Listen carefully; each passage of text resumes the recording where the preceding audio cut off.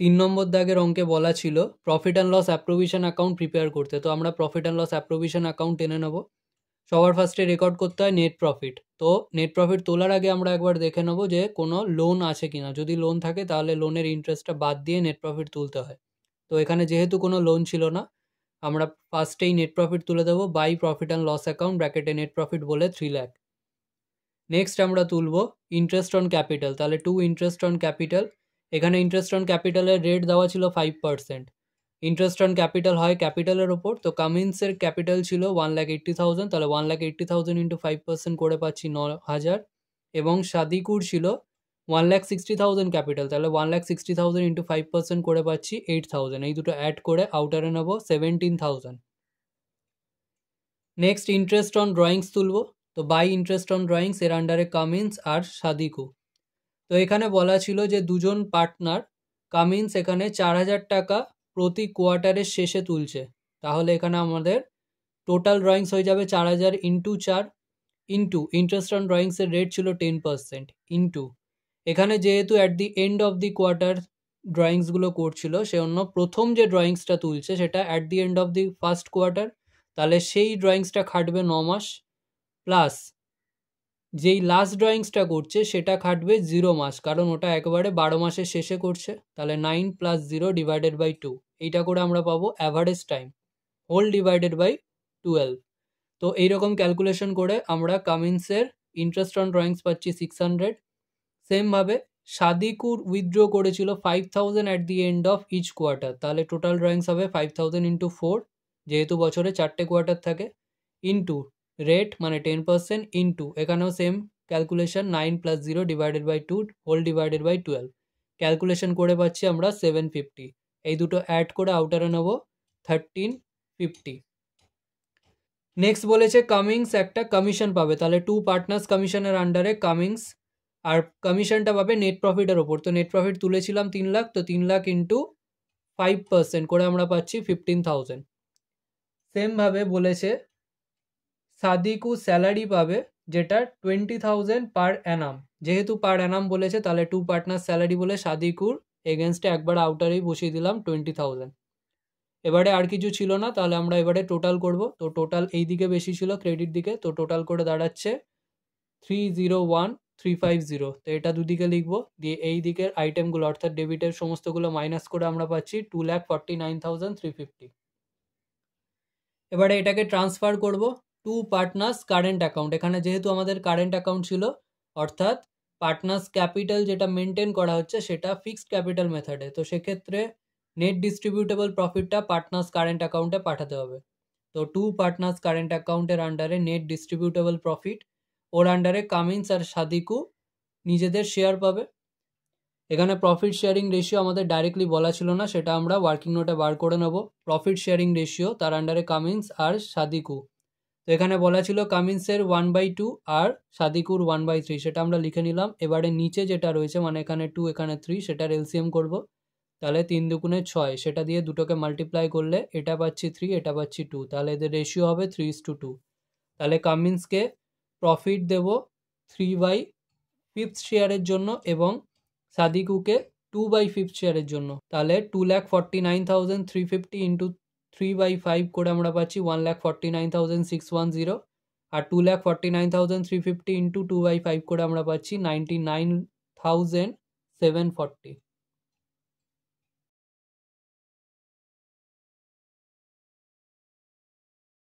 এখানে 4 দাগের অঙ্কে ডিবেঞ্চার ইস্যু এবং ডিবেঞ্চারের ইন্টারেস্ট পের জার্নাল করতে বলেছে, তো আমরা জার্নালের ঘর টেনে নেব। এবারে বলেছে 1/1/2022 তারিখে ডিবেঞ্চার ইস্যু করেছে 5% ডিসকাউন্টে, তাহলে জার্নাল হবে bank account debit discount on debentures account debit to 8% debenture account. এখানে 4,000টা ডিবেঞ্চার ছিল 100 টাকা করে, তাহলে 4,000 ইন্টু 100 করে আমরা পাচ্ছি 4 লাখ। তো 4 লাখের ওপর 5% ডিসকাউন্ট বলেছে, তো 4 লাখ ইন্টু 5% করে পাচ্ছি আমরা 20,000। তো বাকিটা আমরা ব্যাংকে লিখবো। তো 4 লাখ মাইনাস 20,000 করে 3,80,000। তো এটা ন্যারেশন লিখে দেবো, being 4,000,8% debentures of ₹100 each were issued at 5% discount as per board resolution number dated. Next বলেছে interest was payable on half yearly basis, that is on 30/6 and 31/12। Each year subject to tax deducted at source at 10%। তাহলে আমরা 30/6-তে একটা interest দেবো, তো interest on debenture account debit to bank account, আর যেহেতু TDS আছে তাহলে টু টিডিএস পেয়েবল অ্যাকাউন্ট। তো এখানে ইন্টারেস্ট অন ডিবেঞ্চারটা ক্যালকুলেশন করব। তো ডিবেঞ্চার ছিল 4 লাখ টাকার, আর এখানে রেট বলা ছিল 8%, তাহলে 4 লাখ ইন্টু 8% ইন্টু 6/12, যেহেতু 6 মাস খাটছে, 1/1/22-এ ইস্যু হয়েছিল, আর 30/6/22 কাউন্ট করলে 6 মাস হচ্ছে, তাহলে ইন্টু 6/12 করে আমরা ইন্টারেস্ট অন ডিবেঞ্চার্স পাচ্ছি 16,000। এবার এই 16,000-এর মধ্যে 10% চলে যাবে টিডিএস পেয়েবলে, তাহলে 16,000 ইন্টু 10% করে আমরা পাচ্ছি 1600, তাহলে বাকিটা যাবে টু ব্যাঙ্কে। এটা ন্যারেশন আমরা লিখে নেব, being interest on debentures paid after deducting TDS. Next এবার যেটা টিডিএস পেয়েবল ছিল সেটা পে করে দেবো ওই সেম ডেটে, তাহলে 30/6/22-এর ডেটে TDS payable account debit to bank account. তো এই যে 1600 টাকা ছিল সেটা আমরা পে করে দেবো। Narration being TDS paid. Next আবার 31/12-এর ডেটে আরও একটা ইন্টারেস্ট পে করতে হবে, তাহলে interest on debenture account debit to bank account two TDS payable account. এখানেও সেম ক্যালকুলেশন হবে, তাহলে 4 লাখ ইন্টু 8% ইন্টু 6/12 করে পাচ্ছি 16,000, আর এখানে টিডিএস 16,000 ইন্টু 10% করে 1600, বাকিটা যাবে ব্যাঙ্কে। তো এখানেও narration same, being interest on debentures paid after deducting TDS. Next আবার টিডিএস পেয়েবল যেটা রয়েছে ওই সেম ডেটে আমরা পেড করে দেবো, তাহলে 31/12/22-এর ডেটে TDS payable account debit to bank account 1600 being TDS paid. এবারে বছরের লাস্ট ডেটে গিয়ে ইন্টারেস্ট অন ডিবেঞ্চারটা স্টেটমেন্ট অফ প্রফিট অ্যান্ড লসে চার্জ করতে হয়, তাহলে statement of profit and loss debit to interest on debenture. তো এখানে দুবার 16,000 টাকার ইন্টারেস্ট দিয়েছিলাম, তাহলে এখানের 16,000 আর এখানের 16,000, তো এই দুটো অ্যাড করে দেবো, তো 16,000 প্লাস 16,000 করে আমরা পাচ্ছি 32,000। এটা ন্যারেশন হবে, being interest on debenture charged to statement of profit and loss.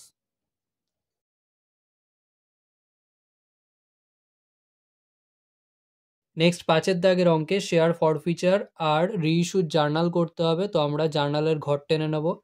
এখানে বলেছিল 500টা শেয়ার ফরফিট করা হচ্ছে, তো ফরফিচারের জার্নাল আমরা করব equity share capital account debit, securities premium account debit to calls in arrear account to share forfeiture account. তো এখানে যেহেতু 10 টাকা পুরোটাই কলড আপ হয়ে গেছে সেজন্য 500 ইন্টু 10 হবে, তাহলে 5,000।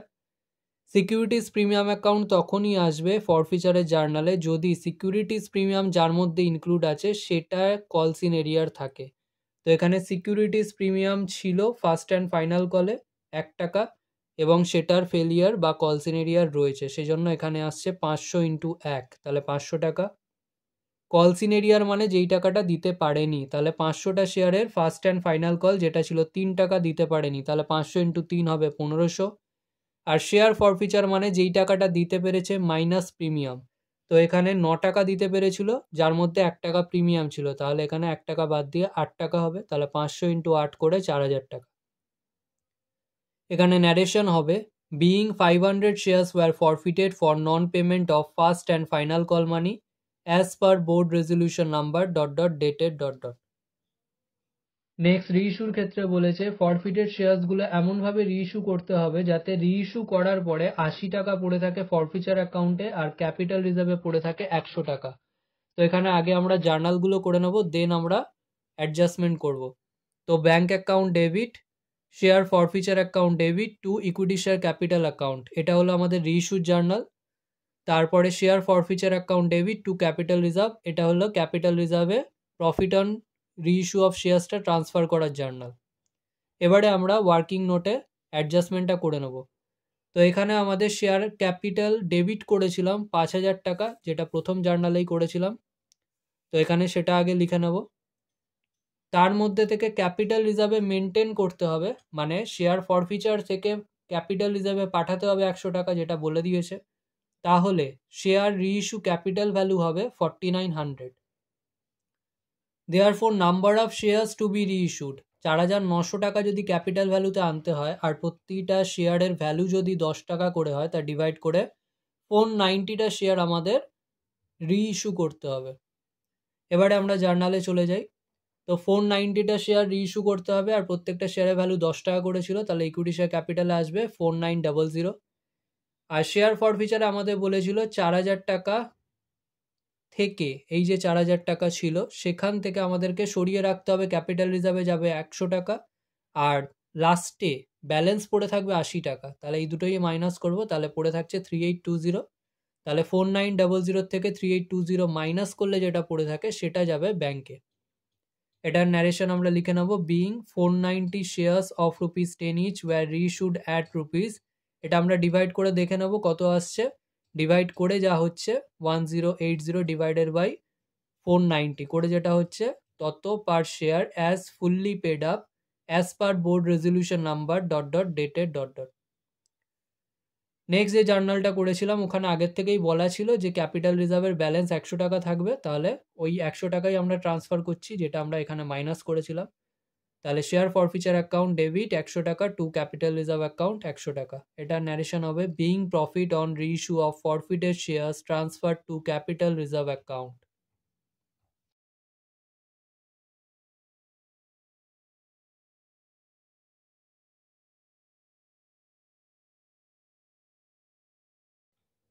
নেক্সট 6 দাগের অঙ্কে অ্যাডমিশন অফ পার্টনার ছিল, যার মধ্যে রিভ্যালুয়েশন অ্যাকাউন্ট আর পার্টনার্স ক্যাপিটাল অ্যাকাউন্ট আমাদের প্রিপেয়ার করতে বলেছে।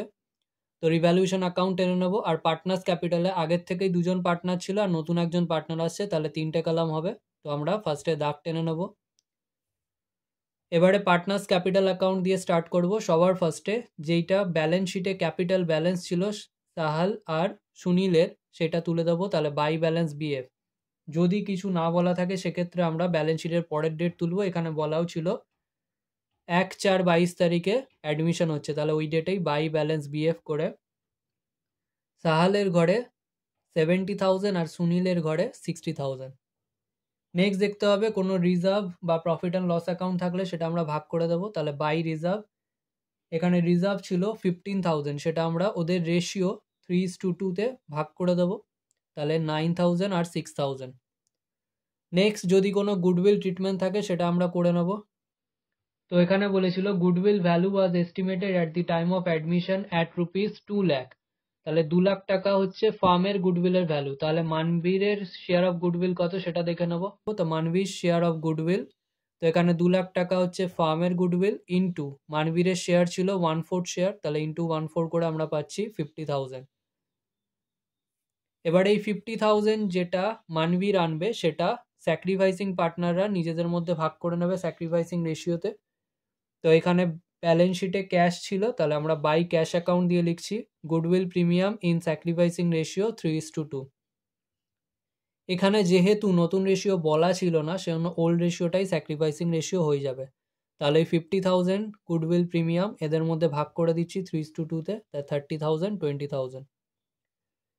নেক্সট আমরা রিভ্যালুয়েশন করব। তো এখানে রিভ্যালুয়েশন অ্যাকাউন্টে চলে আসবো। নেক্সট রিভ্যালুয়েশন অ্যাকাউন্টে বিল্ডিংয়ের ভ্যালু বাড়ছে, তাহলে বাই বিল্ডিং বলে 14,000। আর স্টকের ভ্যালু এখানে আন্ডার ভ্যালুড ছিল, তাহলে কমেছিল, তাহলে যে 20,000 টাকা ব্যালেন্স শিটে দেখাচ্ছে সেটা তাহলে 20% কমা মানে 80 সমান ছিল, তাহলে 80 দিয়ে ডিভাইড করবো ইন্টু 20 দিয়ে মাল্টিপ্লাই করে 5,000 টাকা। এখানে বলেছিল provision for doubtful debts raise করতে হবে টু 1,000। 2 বলা থাকলে কম্পেয়ার করতে হবে ছিল কত তার সাথে অ্যাডজাস্ট করতে হবে। তো এখানে 1000 টাকাতে নিয়ে যেতে হবে, আগের থেকেই 300 টাকা ছিল, তাহলে 700 টাকা চার্জ করব, তাহলে 1000 - 300 করে 700। আর এখানে নতুন একটা প্রভিশন চার্জ করতে বলেছে আউটস্ট্যান্ডিং লিগাল চার্জেসের জন্য, তাহলে to provision for outstanding legal charges 1800।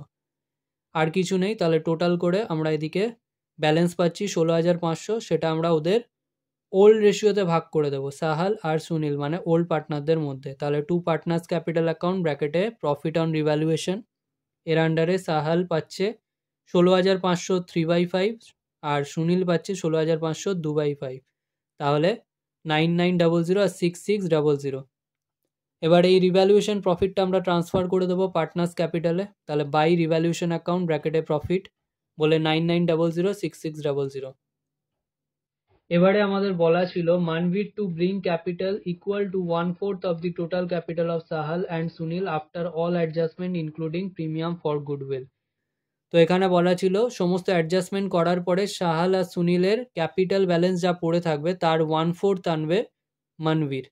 তাহলে আমরা টোটাল করে নেবো এখানে। তো টোটাল টানার পরে সিডিবিডি করলে আমরা পাচ্ছি 118,900 সাহালের আর সুনীলের আছে 92,600, এটাকে বিডি করলাম সেম অ্যামাউন্ট। এবারে আমরা দেখে নেব যে মানবীর কত ক্যাপিটাল আনছে। তো ওয়ার্কিং নোটে চলে যাব। তো এদের ব্যালেন্স বেরিয়েছে 118,900 আর 92,600, এই দুটো অ্যাড করে যেটা হয় তার 1/4 শেয়ারের ক্যাপিটাল আনবে মানবীর, তাহলে ইন্টু 1/4 করে পাচ্ছি 52,875। তাহলে বাই ক্যাশ অ্যাকাউন্ট ব্র্যাকেটে ক্যাপিটাল ইন্ট্রোডিউস বলে বসিয়ে দেবো 52,875। এবারে টোটাল করে ব্যালেন্স করব। তো মানবীরের ক্ষেত্রে 52,875ই আসবে ব্যালেন্স, আর বাকিদের ক্ষেত্রে যেটা এসেছিল 118,900 আর 92,600।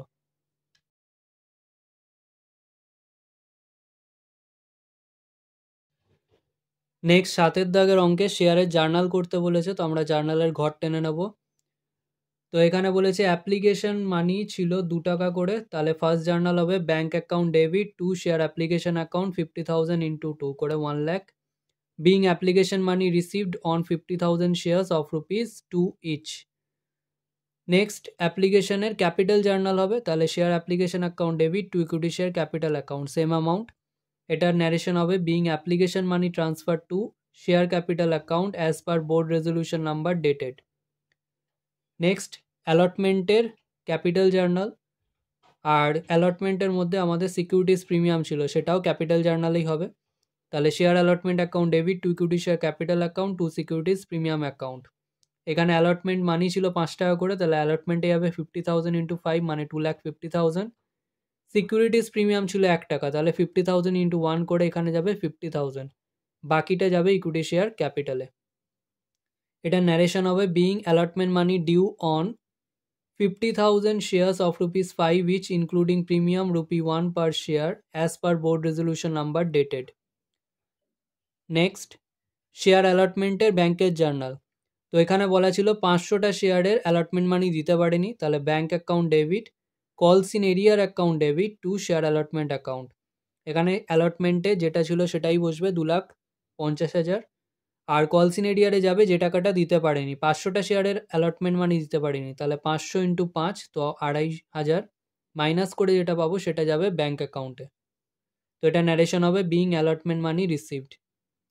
নেক্সট ফার্স্ট কলের ক্যাপিটাল জার্নাল হবে, তাহলে share first call account debit to equity share capital account. First call money ছিল 2 টাকা করে 50,000 শেয়ারে, তাহলে 50,000 ইন্টু 2 করে 1 লাখ। এটার ন্যারেশন হবে being first call money due on 50,000 shares of ₹2 each as per board resolution number dated. Next first কলের ব্যাংকের জার্নাল, তো bank account debit calls in arrear account debit to share first call account. তো এখানে যে allotment দিতে পারেনি সে first কলও দিতে পারেনি, তাহলে 500 ইন্টু ফার্স্ট কল মানি ছিল 2 টাকা করে 1000 টাকা। এখানে শেয়ার ফার্স্ট কলে যেটা ডেবিট হয়েছিল ওটাই আসবে 1 লাখ, তাহলে ব্যালেন্সটা যাবে ব্যাংকে মানে 99,000। এটার ন্যারেশন হবে বিং ফার্স্ট কল মানি রিসিভড। নেক্সট ফাইনাল কলের ক্যাপিটাল জার্নাল, তো share final call account debit to equity share capital account. এখানে ফাইনাল কলও 2 টাকা করে ছিল 50,000 শেয়ার্সে, তাহলে 50,000 ইন্টু 2 করে 1 lakh. Narration being final call money due on 50,000 shares of ₹2 each as per board resolution number dated. Next final কলের ব্যাংকের জার্নাল, তো এখানে সেম ভাবে 2 টাকা দিতে পারবে না কারণ আগের ইনস্টলমেন্টগুলো সে পে করেনি। তাহলে bank account debit calls in arrear account debit to share final call account. Final কলে যেটা ডেবিট করেছিলাম ওটাই লিখে দেবো। কলস ইন এরিয়ারে 500টা শেয়ারে 2 টাকা করে দিতে পারেনি, তাহলে 500 ইন্টু 2 করে 1000, বাকিটা যাবে ব্যাংকে বিং ফাইনাল কল মানি রিসিভড। এবারে এই শেয়ারগুলো ফরফিট করতে বলেছে, তো ফরফিচারের জার্নাল হবে equity share capital account debit securities premium account debit তখনই হবে যদি সিকিউরিটিস প্রিমিয়াম যে ইনস্টলমেন্টে আছে সেটাতে ফেলিয়ার থাকে। তো এখানে সিকিউরিটিস প্রিমিয়াম ছিল অ্যালটমেন্টের মধ্যে আর অ্যালটমেন্টে ফেলিয়ার ছিল, সেজন্য এখানে সিকিউরিটিস প্রিমিয়াম অ্যাকাউন্ট ডেবিট হচ্ছে টু কলস in arrear account to share forfeiture account. এখানে সমস্ত ইনস্টলমেন্ট ডাকা হয়ে গেছিলো, কলড আপ ভ্যালু তাহলে 10 টাকা, তাহলে 500 ইন্টু 10 হবে 5,000। সিকিউরিটিস প্রিমিয়াম 500টা শেয়ারের 1 টাকা করে দিতে পারেনি, তাহলে 500 ইন্টু 1 500 টাকা।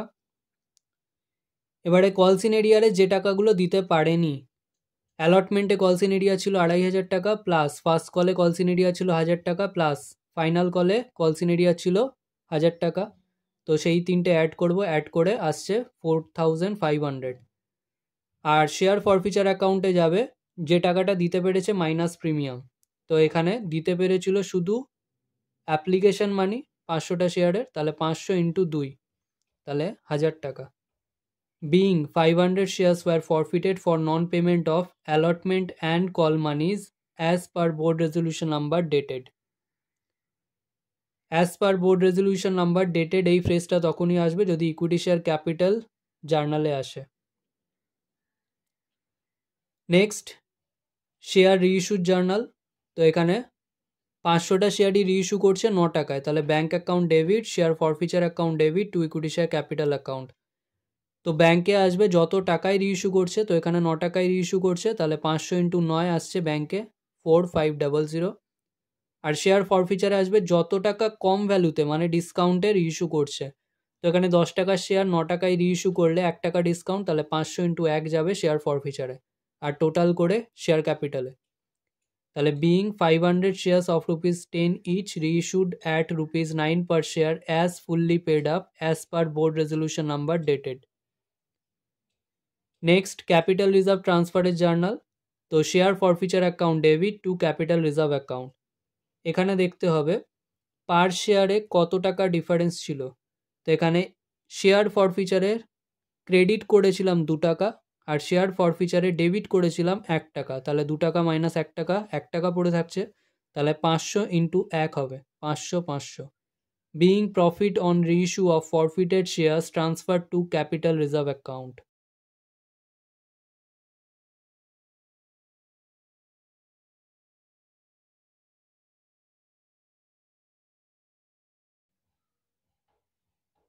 নেক্সট, 8 দাগের অঙ্কে রিটায়ারমেন্ট অফ পার্টনার ছিল, আর এখানে revaluation account, partners capital account আর ব্যালেন্স শিট প্রিপেয়ার করতে বলেছে, তো এই তিনটেই আমরা টেনে নেব। এবারে সবার ফার্স্টে পার্টনার্স ক্যাপিটালে ব্যালেন্স তুলবো, ক্যাপিটাল ব্যালেন্স। তাহলে 1/1/23-এর ডেটে বাই ব্যালেন্স বিএফ করে 18,000, 16,000, 14,000। নেক্সট, যদি কোনো রিজার্ভ বা প্রফিট অ্যান্ড লস অ্যাকাউন্ট থাকে ভাগ করে দিতে হয়, তাহলে বাই জেনারেল রিজার্ভ, আর এদের রেশিও ছিল 1:1:1, তো সেটাতেই আমরা ভাগ করে দেবো 3,000 টাকা, 1,000, 1,000, 1,000। নেক্সট, যদি কোনো গুডউইল ট্রিটমেন্ট থাকে সেটা আগে করব। ওয়ার্কিং নোটের আন্ডারে গুডউইল অ্যাডজাস্টমেন্ট। এবারে এইদিকে আমরা 3জন পার্টনারে হেডিং করে দেবো, শুভাশিস, প্রীতম আর প্রবীর। এবারে আমাদের রিটায়ারমেন্টের ক্ষেত্রে যাই বলে দিক না কেন আমরা এই অ্যাডজাস্টমেন্টটা যদি করি তো যে কোনো গুডউইল অ্যাডজাস্টমেন্ট আমরা করতে পারবো। তো এখানে গুডউইল যা ছিল অর্থাৎ 15,000 সেটা আমরা রেজ করব ওল্ড রেশিওতে, তাহলে গুডউইল রেজড ইন 1:1:1, তাহলে 15,000 রেজ করলে 5,000, 5,000, 5,000। এবারে গুডউইলটা রিটার্ন অফ করে দেবো নিউ রেশিওতে, তাহলে 15,000টা 3:2-তে রিটার্ন অফ করে দিচ্ছি, তাহলে যেহেতু রিটার্ন অফ করছি তো ব্র্যাকেটে লিখবো 9,000 আর 6,000। এবারে মাইনাস করলে এটা পাচ্ছি নেগেটিভে 4,000, এটা নেগেটিভে 1,000 আর এটা 5,000, তাহলে যেটা পজিটিভে আছে সেটা ক্রেডিট হবে, যেগুলো নেগেটিভে আছে সেগুলো ডেবিট করব। এবারে যেরকম আমরা ওয়ার্কিংসে লিখেছি সেরকমই খাতায় বসিয়ে দেবো। তো এখানে প্রবীরের ঘরে ক্রেডিটে ছিল 5,000 টাকা, তো প্রবীরের ঘরে ক্রেডিটে বসিয়ে দিলাম 5,000। আর সুভাষিস আর প্রীতমের ঘরে ডেবিটে ছিল 4,000 আর 1,000, সেরকমভাবে আমরা বসিয়ে দিলাম। এবারে নিয়ম হচ্ছে অপোজিট নামটা লিখতে হবে, তো এখানে সুভাষিস আর প্রীতমের ঘরে বসালাম, তাহলে প্রবীরের নাম লিখবো, তাহলে টু প্রবীরস ক্যাপিটাল অ্যাকাউন্ট। আর এখানে প্রবীরের ঘরে বসালাম, তাহলে অপোজিট মানে by Subhasis and Pritam's capital account. Next আমরা রিভ্যালুয়েশন করব। তো এখানে রিভ্যালুয়েশনে স্টকের ভ্যালু কমেছিল, তাহলে টু স্টক বলে 1,600, ফার্নিচারের ভ্যালু কমেছে, তাহলে টু ফার্নিচার 2,000, আর provision for doubtful debts charge করতে বলেছে, তাহলে to provision for doubtful debts 900। এবারে আমরা টোটাল করে এদিকে ব্যালেন্স আসছে 4,500, তাহলে বাই পার্টনার্স ক্যাপিটাল অ্যাকাউন্ট ব্র্যাকেটে লস অন রিভ্যালুয়েশন বলে 3জনের মধ্যে ভাগ করে দেবো। এদের রেশিও ছিল 1:1:1, তাহলে 4,500 ইন্টু 1/3 করে তিনটে পাচ্ছি 1,500 করে। এবার এই লসটা আমরা ট্রান্সফার করে দেবো অপোজিট দিকে, তাহলে টু রিভ্যালুয়েশন অ্যাকাউন্ট ব্র্যাকেটের লস বলে 1,500, 1,500, 1,500।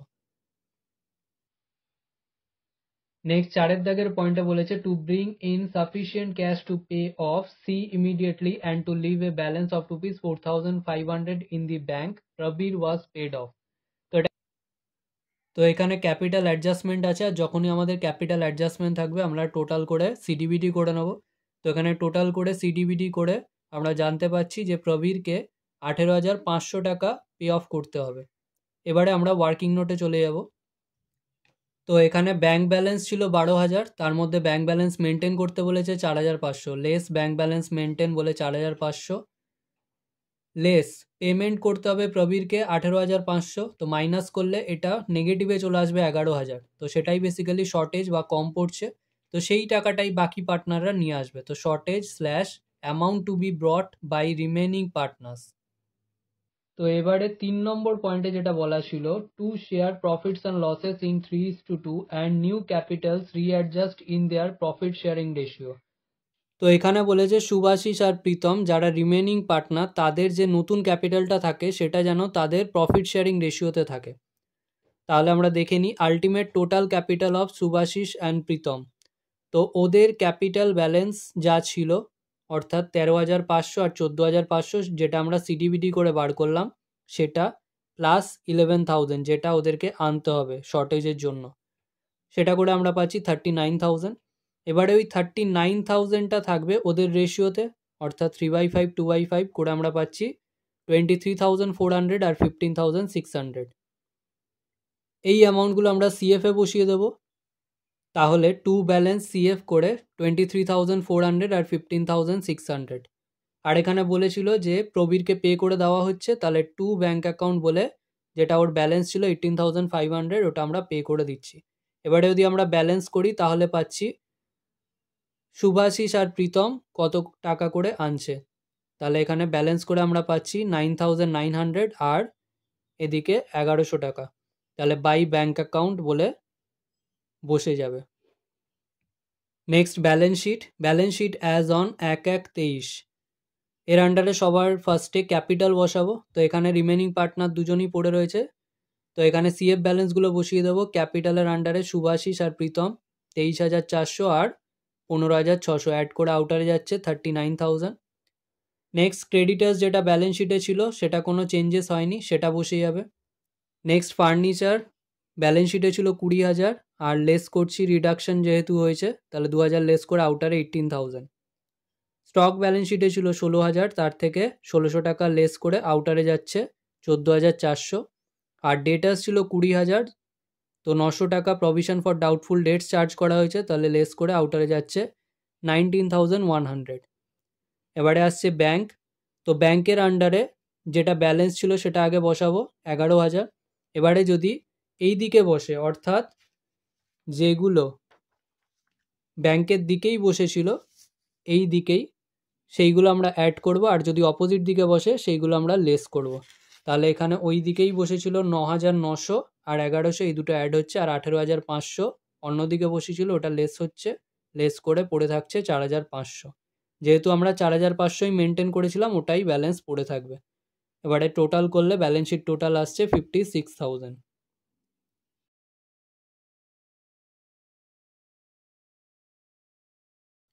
নেক্সট 9 দাগে ডেটাস টার্নওভার রেশিও আর অ্যাভারেজ কালেকশন পিরিয়ড বার করতে বলেছিল। তো সবার আগে আমরা ফর্মুলাগুলো লিখে নেব। Debtors turnover ratio equals to credit sales divided by average debtors, আর অ্যাভারেজ কালেকশন পিরিয়ড মানে হচ্ছে 12 months divided by debtors turnover ratio.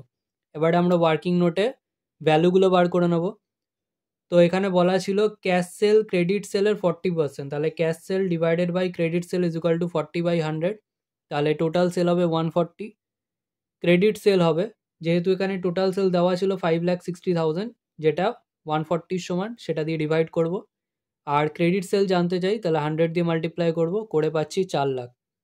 এবারে 4 লাখ এখানে বসিয়ে দিলাম। নেক্সট অ্যাভারেজ ডেটাস বার করব। তো opening debtors plus closing debtors divided by 2 করলে অ্যাভারেজ ডেটাস পাই। এবারে এখানে বলে দিয়েছিল ওপেনিং ডেটাসটা ক্লোজিং ডেটাসের 3/4, তাহলে ক্লোজিং ডেটাস ছিল 60,000, সেটা ইন্টু 3/4 করে দিলাম, এটা হলো আমাদের ওপেনিং ডেটাস, প্লাস ক্লোজিং ডেটাস ছিল 60,000 ডিভাইডেড বাই 2 করে এটা আমরা সলভ করে পাচ্ছি 52,500। তো এখানে আমরা ভ্যালু বসিয়ে দেবো। তো ডিভাইড করলে 7.62 টাইমস বেরোয়, তো এটাকে রাউন্ড অফ করলে 8 Times. Next average collection period. তো এখানে 12 ছিল, আর যেহেতু 8 টাইমস বেরোলো ডেটার টার্নওভার রেশিও ডিভাইড করলে আমরা পাচ্ছি 1.5 months.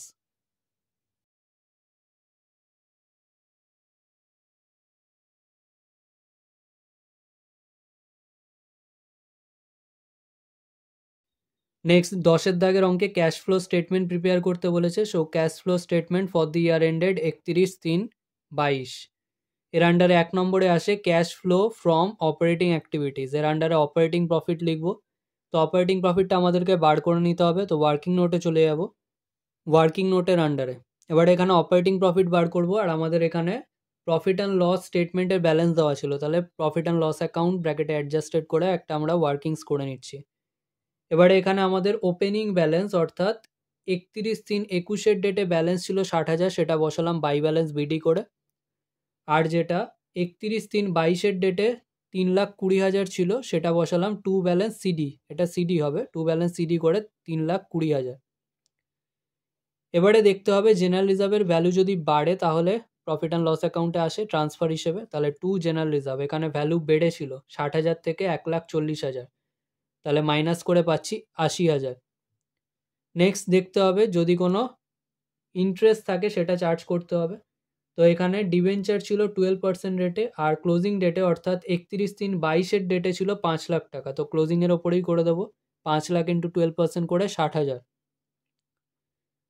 Next provision for depreciation account, এখানে যদি আমরা দেখি তাহলে ওপেনিংটা ছিল 1,15,000 আর ক্লোজিংয়ে হয়ে গেছে 1,20,000, তাহলে নিশ্চয়ই এই বছরে 5,000 টাকা আরও ডেপ্রিসিয়েশন বেড়েছে, তো ওইটাই চার্জ করব মাইনাস করে 5,000। আর প্রভিশন ফর ট্যাক্সেশনের ক্ষেত্রে যদি কিছু না বলা থাকে তাহলে ওপেনিং যেটা আছে মানে 46,000 ওটা ট্যাক্স পেড বলে স্টেটমেন্টে আসবে, আর ক্লোজিং যেটা আছে সেটা প্রফিট অ্যান্ড লস অ্যাকাউন্টে চার্জ হবে, তাহলে ক্লোজিংটাই এখানে চার্জ করে দিলাম 1,18,000। এবারে টোটাল করে মাইনাস করে আমরা এদিকে পাচ্ছি 5,23,000, ওটাই লিখবো বাই অপারেটিং প্রফিট। নেক্সট আমরা অঙ্কে বসিয়ে দেবো অপারেটিং প্রফিট 5,23,000। এবারে কারেন্ট অ্যাসেটের ইনক্রিজ আর ডিক্রিজ বসাতে হয়, তো এখানে কারেন্ট অ্যাসেটের ইনক্রিজ যদি হয় সেক্ষেত্রে নেগেটিভে লিখবো, আর যদি ডিক্রিজ হয় তাহলে পজিটিভে লিখবো, আর যদি কারেন্ট লাইবিলিটিসের ইনক্রিজ হয় পজিটিভে আর ডিক্রিজ হলে নেগেটিভে। তো এখানে ইনক্রিজ হচ্ছে কারেন্ট ইনভেস্টমেন্ট যেটা কারেন্ট অ্যাসেটের আন্ডারে ছিল 70,000, তো ওটা নেগেটিভে লিখবো যেহেতু ইনক্রিজ হচ্ছে কারেন্ট অ্যাসেট। আর ট্রেড রিসিভেবলস ইনক্রিজ হচ্ছে সেটাও নেগেটিভে লিখবো যেহেতু কারেন্ট অ্যাসেটের মধ্যে পড়ে, তো ব্র্যাকেটে 2,90,000।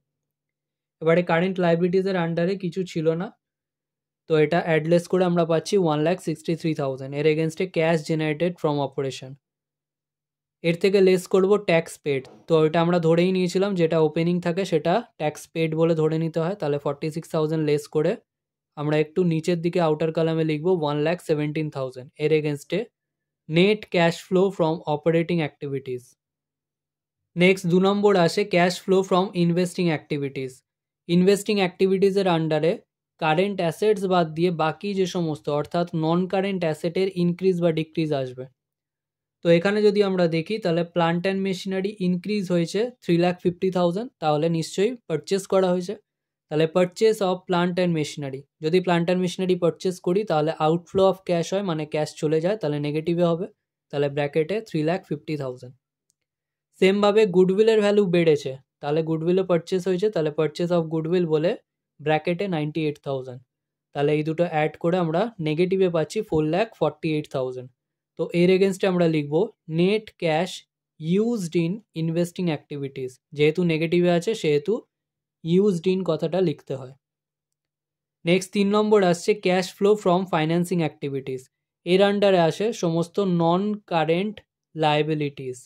তো নন কারেন্ট লায়াবিলিটিসের মধ্যে শেয়ারের ভ্যালু বেড়েছে, তাহলে নিশ্চয়ই শেয়ার ইস্যু করা হয়েছে বা সেল করা হয়েছে, তাহলে ইস্যু অফ শেয়ার্স বলে 2,10,000। সেমভাবে 12% ডিবেঞ্চার বেড়েছে, 3 লাখ থেকে 5 লাখ হয়েছে, তাহলে 2 লাখ টাকা ডিবেঞ্চার নিশ্চয়ই ইস্যু করা হয়েছে, তাহলে ইস্যু অফ 12% ডিবেঞ্চার বলে 2 লাখ। আর আমরা ইন্টারেস্ট অন ডিবেঞ্চার পেড করেছিলাম 60,000, সেটা এখানে আসবে ফাইন্যান্সিং অ্যাক্টিভিটিসের আন্ডারে ইন্টারেস্ট অন ডিবেঞ্চার্স পেড বলে ব্র্যাকেটে 60,000। এবারে অ্যাডলেস করে আমরা আউটারে পাচ্ছি 3,50,000, এটার এগেনস্টে লিখবো net cash flow from financing activities. এবারে এই তিনটে অ্যাক্টিভিটিসের যে আউটার কলামের অ্যামাউন্ট সেগুলোকে আমরা অ্যাডলেস করব। তো অ্যাডলেস করে আমরা পাচ্ছি 19,000 পজিটিভে। এর এগেনস্টে লিখব net increase in cash and cash equivalent, যেহেতু পজিটিভে আছে সেজন্য ইনক্রিজ লিখব, নেগেটিভে হলে ডিক্রিজ লিখতাম। এর সাথে আমরা অ্যাড করব opening cash and cash equivalent, তাহলে add opening cash and cash equivalent. তো এখানে ক্যাশ অ্যান্ড ক্যাশ ইকুইভ্যালেন্ট বলে ওপেনিং ব্যালেন্স যেটা ছিল সেটা ছিল 63,000, তার থেকে আমরা মাইনাস করে দেবো ওপেনিংয়ে যেটা ব্যাঙ্ক ওভারড্রাফট ছিল 42,000, সেটা করলে আমরা পাচ্ছি 21,000। তো এটা অ্যাড করলে আমরা পাচ্ছি 40,000। এর এগেনস্টে closing cash and cash equivalent. এবার এটা চেক করার জন্য আমরা চেক করে নিতে পারি। ক্লোজিংয়ের ক্যাশ অ্যান্ড ক্যাশ ইকুইভ্যালেন্ট ছিল 1,55,000 আর ব্যাঙ্ক ওভারড্রাফট ছিল 1,15,000, মাইনাস করলে 40,000ই হয়। তাহলে সেটা যদি আমাদের মিলে যায় তাহলে আমাদের অঙ্ক একদম ঠিক আছে। আজকের ভিডিও এখানেই শেষ। ভিডিওটা ভালো লাগলে লাইক করো, বন্ধুদের সাথে শেয়ার করো। যদি কোনো প্রশ্ন থেকে থাকে অবশ্যই কমেন্ট সেকশনে জানাও, এবং এই ভিডিওটা থেকে যদি নতুন কিছু শিখে থাকো তাহলে অবশ্যই সাবস্ক্রাইব করো এবং দেখতে থাকো কমার্স লেসন।